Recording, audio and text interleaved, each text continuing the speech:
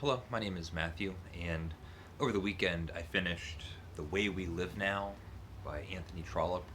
This was a buddy read with Alan, the book traveler, a fellow booktuber, and it was a fabulous reading experience. This is a grand novel with a huge cast of characters. The theme or focus of the book, the underlying subject, is financial corruption, concerns with money, worrying about the appearance of money. Um, wealth and money is the underlying motivator for nearly every character and interaction. Um, and there's dozens of characters in this book. It's just jam packed. This is nearly 10 novels in this one. But the two main families are the Carberries and the Mel Motts. And the Carberries, the patriarch of the family, is dead, and we meet Lady Carberry, who is already financially destitute. Um, she's trying to write a book just with the intent of making money. She doesn't really care what she's writing. She has a son and a daughter. The son is Felix, who is um, just villainous. He's unworthy, untrustworthy, unreliable. Um, doesn't really seem to appreciate um, the financial difficulties of the family. Acts as if money is no object. He's a gambler. And then the daughter, Hedda, and she's in love with some other person, but they have a cousin who the mother wants her to marry. She wants him to marry the cousin. The cousin's friend is the person that Hedda is actually in love with. The Mel Motts, the huge, looming, grand villain in this book is August Mel Mott. And he is this person with a mysterious past. He's come into England. He's known to be the richest person on the planet. Just massive amounts of wealth. He has a daughter, Mary. And it's a great way that August Mel Mott's money is described is that anything Mary wants, no matter how much it costs, it doesn't matter, she can have. So, like, in today's terms, she could have any car that she wants. She could have a yacht if she wants. She could have a private island if she wants. And none of it would be a concern to the great August Mel Mott. Well, Mel Mott is, at the beginning of the book, getting involved in this enterprise, this business deal with a train line in America, to put a train line through America into Mexico. And he meets these other businessmen, and they're all going to get together and sell these shares. And right away, it seems dubious. Like, is this some sort of like scam? How is it fraudulent? Is the railway even real? And all these people are buying all these shares, and as it goes on, Mel Mott's wealth is getting bigger and bigger within the book. But it's still a mystery because there's so many characters that don't even believe that he has any money at all. Some people think that he's completely in debt, and it just creates this like swirling mystery about this person. Like, is he the wealthiest person on the planet, or is the whole thing a total scam? And if it's not real, how does he have the most luxurious house in London, and how is he affording all of these things? Like, surely he must have some money. His daughter, Mary, becomes in love with Felix Carberry. Felix's only redeeming attribute is that he's attractive. He's like a regular Adonis. Well, Felix is penniless. He doesn't have any money at all. So August Mel Mott doesn't want his daughter marrying him. Felix, meanwhile, has another affair going on with Ruby, who's like a country girl. Ruby's father wants Ruby to marry another guy. His name's Robert Crumb. Like the whole thing just goes on and on and on. Where the incredible thing is that the novel is not episodic. All of these storylines, and there's a dozen more. All of these storylines interlock, and Trollope will even move the timeline back and forth just to adjust when characters are meeting. So you might have 10 or 20 pages going along, and then Trollope will say, well, we have to go back to the morning, or we have to go back 3 weeks from now. The way that new characters are introduced is just so natural and believable. Like even Paul, the woman that Hedda wants to marry, he had his own past where he was in love and previously engaged to a woman that lived in America. That woman, Miss Hurdle, is now maybe divorced, maybe not, might have shot her previous husband, maybe not. He could be alive or dead. Like all these pieces like come together, and everyone is so busy that everyone has all of these motivations. They're just scraping to get by and to get some advantages, financial advantages, or at least having the appearances of wealth. Money is like the motivating factor in everybody's mind, practically.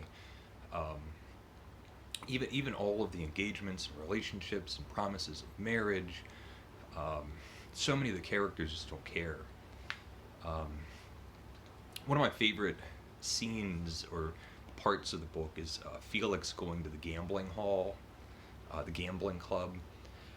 And it's such a great analogy for how all of the other characters operate within the book.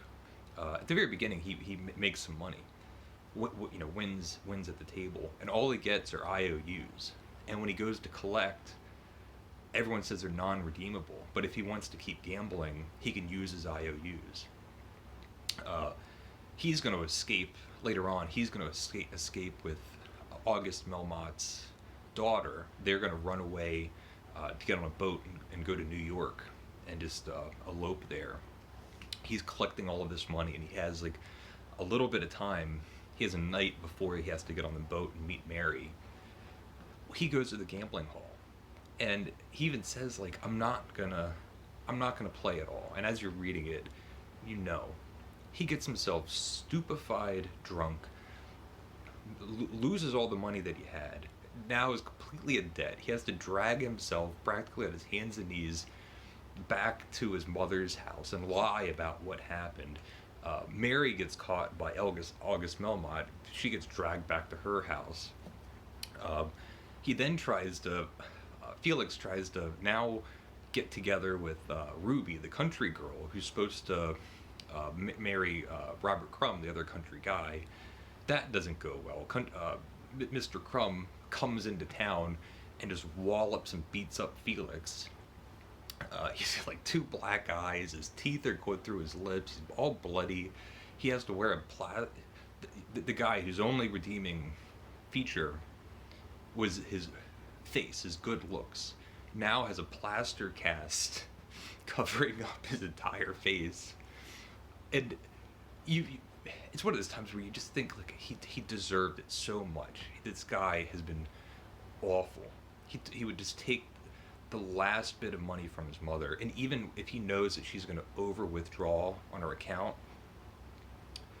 he goes, oh yeah, you can do that, that's fine. That's the kind of guy that gets punched in the face. August Mel Mott, the grand figure, like, the funny thing to me is he's supposed to be this incredibly menacing, intimidating, grand figure. And everything that he does, at least from my perspective, seems so predictable. Like, he he's a businessman, and all he wants to do is make money, and he'll lie and rob and steal and commit forgeries and fraud. As long as he is getting more money, that's all that matters. The appearance of wealth. And I imagine it's supposed to seem as if, like, look how horrible, look at all the terrible things that he's doing. But instead, I read it now and think, yeah, that all sounds exactly what you do. There's no surprises. Like, oh, okay, so that was fraudulent. That was fake. He's just lying. Well, nowadays, that's just what you think businessmen do, which is a really low. That's a kind of the whole satire of the book. But I think that edge, that sharpness, is a little bit blunted from today's perspective. And he's so comparable to a certain person today. This person that is either the richest person ever or has nothing. He even goes into Parliament. He wants to have an elected seat in Westminster, and a scandal breaks out that he was forging documents. He has a big dinner party that blows up in his face. If it wasn't disastrous, it was at least embarrassing. And the election is like the next day. And then he gets elected. Like, it's just, and then the way all of these things conclude is just so masterful. It's the best way to describe this whole book. All these storylines are just shifting back and forth, and the way that people's attitudes are changing and learning new things. It's believable. And with so many characters, at no point did I get confused while reading it. I knew who all of them were. I know what they were trying to do, what failed, what worked, what trouble they're going to be in. If they're all in a room, I know where they're all standing. It's just so well done. I think something else that I wanted to mention is how modern the language feels. I don't read too many Victorian novels, but it felt almost decidedly un-Victorian. There's no flowery or ornate language. There's no very little description.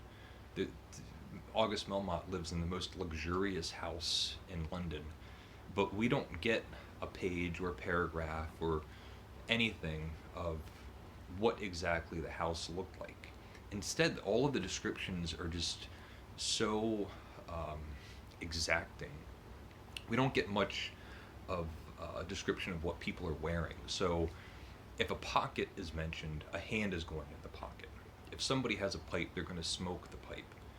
Everything shown to you is used as it's going along, and everything else is shown to you through the action. It's just an action-packed book where there's no stopping to give you a description. It's all moving along. And the author, Trollope, when he does insert himself, it's to judge these people. So a woman will make a decision, and he might stop and go, that could have been a little bit irrational, but I can see where she was coming from. And so that feeling of, the thing that I think makes that so great is that the book feels like somebody's telling you a story. And the way that I'm talking about it now is almost in the same manner that Trollope is talking about these characters, as if this is a whole big story that he knows, and he's just relating it to you, instead of something that's been written down for you to read. I'm kind of running out of steam. It was a great book. I'm looking forward to reading more Trollope. I think I covered a lot. So I'll end it there. just fabulous. Loved it. Leave a comment if you'd like. Let me know if you've read it. Let me know what your favorite Trollope novel is, or series, like the Pallister series or whatever. But thank you for watching. Take care.